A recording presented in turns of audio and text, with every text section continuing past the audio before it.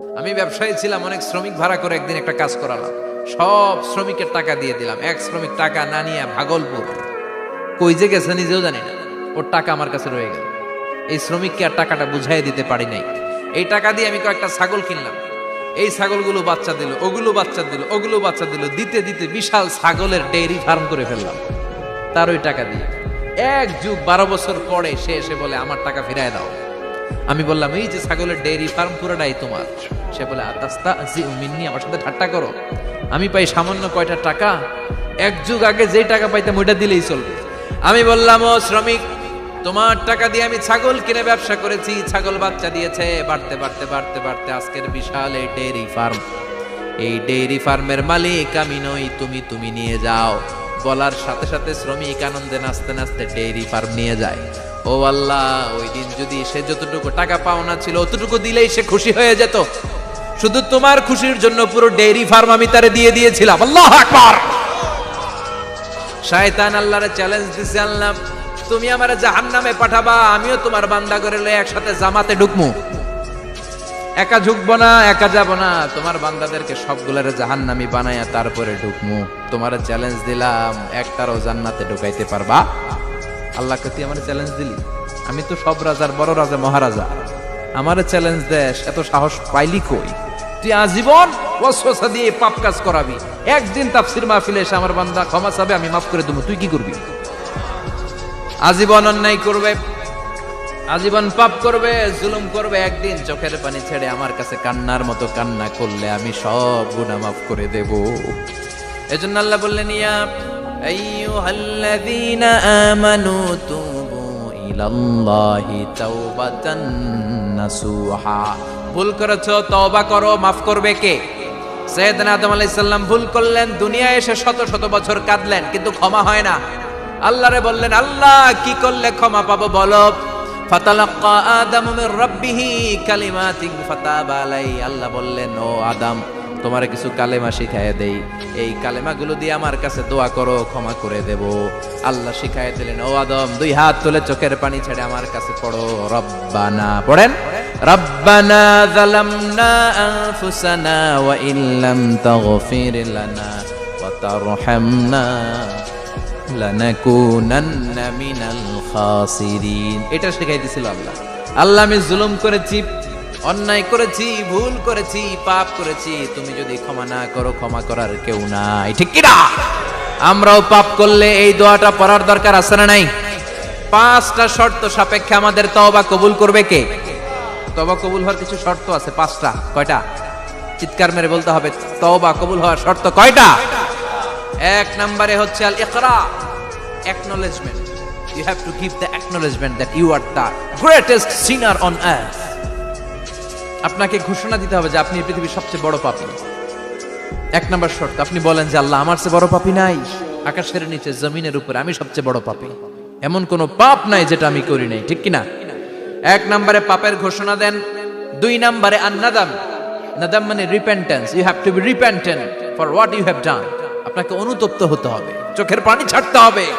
আল্লাহ আমি লজ্জিত, আল্লাহ আমি নাদান, আমি পিশাচ, আমারে মাফ করে দাও। তার মানে স্বীকার গেলেন কি অন্যায় করেছেন। 2 নম্বরে আপনি অনুতপ্ত হলেন। 3 নম্বরে স্টপ, যেই পাপ করতেছিলেন ওইটা থামান। Stop what you have done, যেটা করতেছিলেন আগে থামান। আপনি সুদ খাইছেন, অনুশোচনা আসলো, মাফও চাইতেছেন, আবার সুদও খাইতেছেন, হবে? আপনি ঘুষ খেয়েছেন, তওবা শুরু করলেন, আবার ঘুষও খেয়ে যাচ্ছেন, হবে? থামেন, স্টপ। 3টা গেল। 4 number, to hate what you have done, ঘৃণা করতে হবে, যেই পাপটা করেছেন মন থেকে ওই পাপটাকে ঘৃণা করতে হবে। 5 নাম্বার শর্ত হচ্ছে to determine that you never repeat this sin again in your life. আল্লাহর ওয়াদা দেন, কমিটমেন্ট দেন যে আল্লাহ আমার জীবনে পারতপক্ষে এই পাপ জীবনেও করব না। চিৎকার করে বলেন ঠিক কিনা? তার মানে আপনি স্বীকার যান, তারপরে আপনি অনুতপ্ত হবেন, যে পাপ করেছেন থামিয়ে দিবেন, পাপটারে মন থেকে ঘৃণা করবেন, আর আল্লাহরে ওয়াদা দিবেন আল্লাহ আর করব না।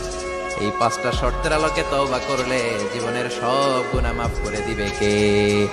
এজন্য আল্লাহ বললেন ইয়া আইয়ুহাল্লাযীনা আমানু তুবু ইলাল্লাহি তাওবাতান নাসুহা। তওবার মতো তওবা করো, সব গুনাহ মাফ করতে পারে কে? তওবা করবেন তো? রাজি আছেন? কবে করবেন?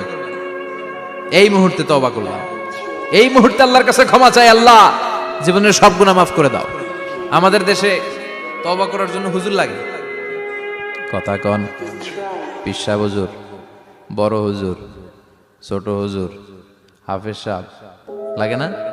হাফেজ সাহেব, ইমাম সাহেব, এদের ছাড়া নাকি তওবা হয় না। না, এটা ভুয়া কথা। আপনি অনুতপ্ত হন, আপনি চোখের পানি ছাড়েন, আপনি আপনার রবরে বলেন, ক্ষমা করে দিবে কে? ইমাম সাহেব আসতে হবে শর্ত না, পীর সাহেব হুজুর এসে হুজুরের হাতে হাত রেখে তওবা পড়তে হবে শর্ত না।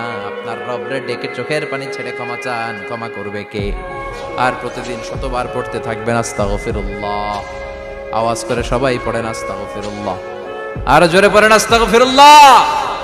বিশ্বনবী বলেন, মান লাজিমাল ইস্তিগফার জাআলাল্লাহু লাহু মিন কুল্লি দিকিন মাখরাজা। সব সময় ইস্তিগফারের সাথে যে লেগে থাকবে, রব্বুল আলামিন তারে 5টা জিনিস দিবে। কয়টা? কথা কন, আরো জোরে সবাই বলেন কয়টা? নাম্বার 1, জাআলাল্লাহু লাহু মিন কুল্লি দিকিন মাখরাজা।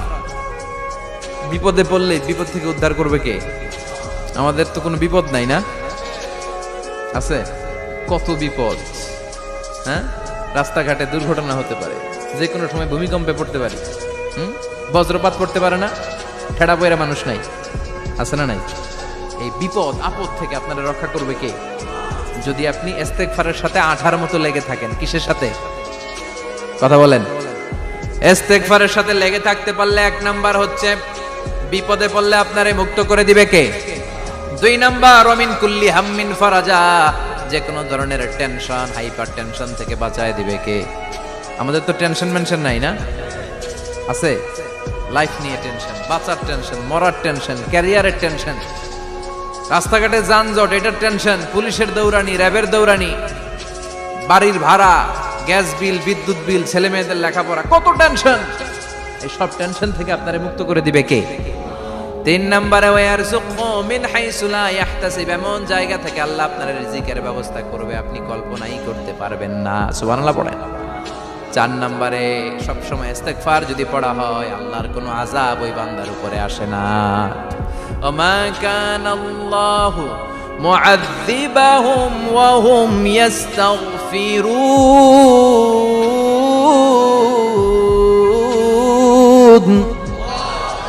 যতক্ষণ আমার বান্দা আমার কাছে ইস্তেগফার পড়তে থাকে, আমার কোনো আযাব বান্দারে পাবে না। যতক্ষণ ইস্তেগফার পড়বেন, আল্লাহর কোনো আযাব আপনার উপর আসবে না। 4টা গেল। 5 নাম্বার, বারবার ইস্তেগফার করলে রফিক ভাই আল্লাহ আপনারে মুস্তাজাবুদ দাওয়া বানিয়ে দোয়া করা মাত্র কবুল করে নেবে কে? কেউ যদি আস্তাগফিরুল্লাহ আল্লাযী লা ইলাহা ইল্লা হুয়াল হাইয়ুল কাইয়্যুম ওয়া আতুবু ইলাইহি পড়ে, ওই কবিরা গুনাহকারীকেও ক্ষমা করে দিবে কে? পড়তে রাজি আছেন তো?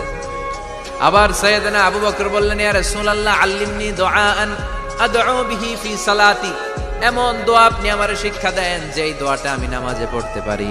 বিশ্বনবী বললেন, পড়ো আল্লাহুম্মা ইন্নী যালামতু নাফসি যুলমান কাসীরান ওয়া লা ইয়াগফিরুয যুনুবা ইল্লা আনতা ফাগফিরলি মাগফিরাতাম মিন ইনদিক ইন্নাকা আনতাল গফুরুর রহিম। সুবহানাল্লাহ পড়েন। এটাও ইস্তেগফার। আমরা এটার বলে দোয়া মাসুরা, সালাম ফেরানোর আগে পড়ি না? যেখানেই ক্ষমা চাওয়ার কথা আছে ওইটারই কি বলে? ইস্তেগফার। আল্লাহুম্মা ইন্নী যালামতু নাফসি, আল্লাহ জুলুম করেছি, যুলমান কাসীরা, অনেক জুলুম, ওয়ালা ইয়াগফিরুয যুনুবা ইল্লা আনতা, তুমি ছাড়া এই গুনাহ ক্ষমা করার তো কেউ নাই। ফাগফিরলি মাগফিরাতাম মিন ইনদিক, তোমার দয়ায় আমারে ক্ষমা করে দাও। ইন্নাকা আনতাল গফুরুর রহিম, তুমি হলা ক্ষমাশীল। ঠিক কি না? এটাও ইস্তেগফার, এটাও পড়বে।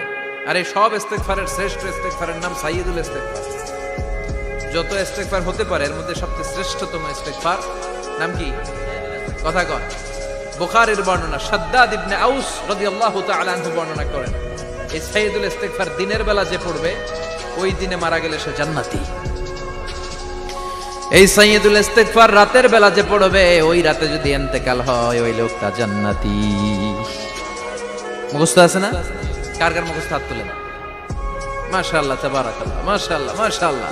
আর যাদের নাই তাদের হোমওয়ার্ক, তাদের আল্লাহুম্মা আনতা রাব্বি লা ইলাহা ইল্লা আনতা খালাকতানি ওয়া আনা আবদুক ওয়া আনা আলা আহদিকা ওয়া ওয়া'দিকা মাস্তাতা'তু আউযু বিকা মিন শাররি মা সানা'তু আবুউ লাকা বিনি'মাতিকা আলাইয়া ওয়া আবুউ লাকা বিযামবি ফাগফিরলি ফাইন্নাহু লা ইয়াগফিরুয যুনুবা ইল্লা আনতা। সুবহানাল্লাহ পড়েন। আজকে রাতে পড়ছেন, মারা গেলে জান্নাতি। চিল্লায় পড়েন না আল্লাহু আকবার। এজন্য বিশ্বনবী বলেন, আমার আগের গুনাহ মাফ, পরের গুনাহ মাফ, তারপরেও প্রতিদিন আমি 70 বার তওবা ইস্তেগফার পড়ি। আজকে থেকে পড়তে রাজি আছেন তো? বেশি বেশি ইস্তেগফার পড়া যাবে না? একটু প্রাণ খুলে, দিল খুলে আওয়াজ করে পড়েন তো আস্তাগফিরুল্লাহ। আর জোরে পড়েন আস্তাগফিরুল্লাহ। আবার সবাই পড়েন আস্তাগফিরুল্লাহ। সব সময় তওবা ইস্তেগফার যারা পড়ে তাদেরকে পছন্দ করে কে? সব সময় জিকির করে করে জিহ্বাটারে যারা ভিজিয়ে রাখে তাদেরকেও পছন্দ করে কে? আল্লাহ বলেন, ওয়াজকুর রাব্বাকা ফি নাফসিকা তাদাররুআন ওয়া খীফাতান ওয়া দুনাল জাহরি মিনাল কওলি বিল গুদুবি ওয়াল আসাল ওয়া লা তাকুম মিনাল গাফিলিন। সুবহানাল্লাহ পড়েন। আল্লাহ বলেন, ওয়াজকুর রাব্বাকা ফি নাফসিক, আল্লাহরে মনে মনে ডাকো। তাদাররুআন ওয়া খীফা, আল্লাহর জিকির করতে আল্লাহ বলেছেন ফি নাফসিক। বুঝতেছেন না অর্থ? ফি নাফসিকা, মনে মনে আল্লাহর জিকিরটা করো। তাদাররুআন ওয়া খীফা, তাদাররুআন মানে বিনয়ের সাথে, with full of humility, submission and humbleness. বিনয়ের সাথে আল্লাহর ডাকো। ওয়া খীফা, গোপনে গোপনে ডাকো। দুনাল জাহারি মিনাল কওল, চিৎকার চেঁচামেচি করে ডেকো না। কার কথা? আওয়াজ করে জিকির করো না। এই যে আমরা মাহফিলে লা ইলাহা ইল্লাল্লাহ জিকির করে, এটা তালিম। উদ্দেশ্য কি? তালিমের জন্য আওয়াজ করে জিকির জায়েজ আছে, কিন্তু ব্যক্তিগত জিকিরের যে ইবাদতটা, এটা আস্তে আস্তে হইতে হবে, এটা ভদ্রভাবে হতে হবে, চিল্লাচিল্লি করে নয়। আবার তালিমের জিকির ওইটাও ভদ্রভাবে।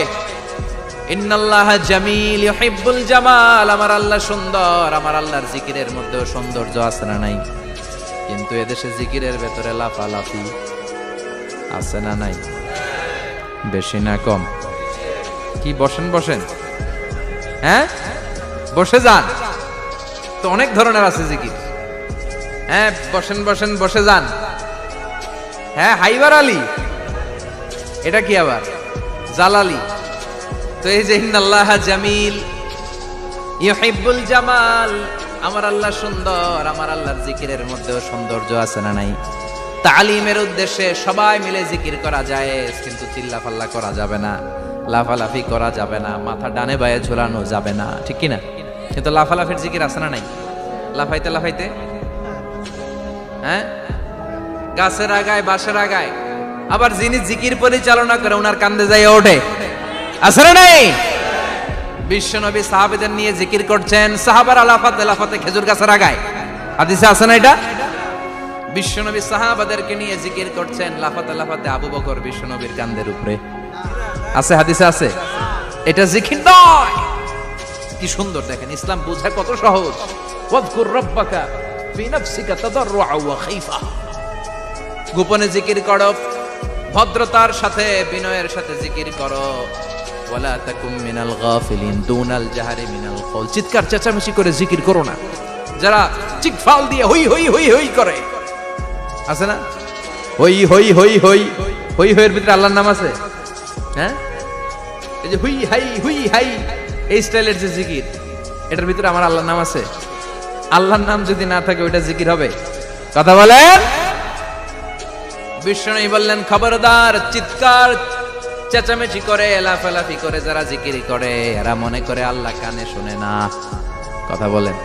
আপনি গোপনেও আল্লাহর ডাকলে আপনার ডাকে সাড়া দিবে কে?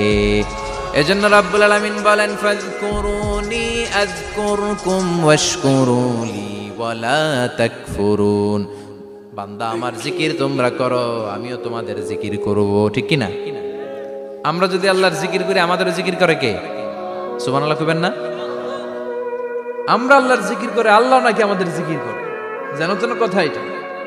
আবার হাদিসে কুদসিতে আল্লাহ বলেন, ফাইন যাকারানি ফি নাফসি যাকারতুহু ফি নাফসি, আমার বান্দা যদি একা একা আমার জিকির করে, আমি আমার বান্দারে একা একা স্মরণ করি। ওয়া ইন যাকারানি ফি মালাইন যাকারতুহু ফি মালাইন খায়রিম মিনহু, এরকম মহা সম্মেলন করে যদি কেউ আমি আল্লাহর জিকির করে, আমি এর চেয়েও বড় মহা সম্মেলন ফেরেশতাদেরকে নিয়ে করে আমার বান্দারে স্মরণ করি। ওয়া ইন তাকাররাবা ইলাইয়া শিবরান তাকাররাবতু ইলাইহি যিরাআন। আমার বান্দা যদি আমার দিকে এক বিঘত আসতে চায়, আমি আমার বান্দার দিকে এক হাত এগিয়ে যাই। আমার বান্দা যদি আমার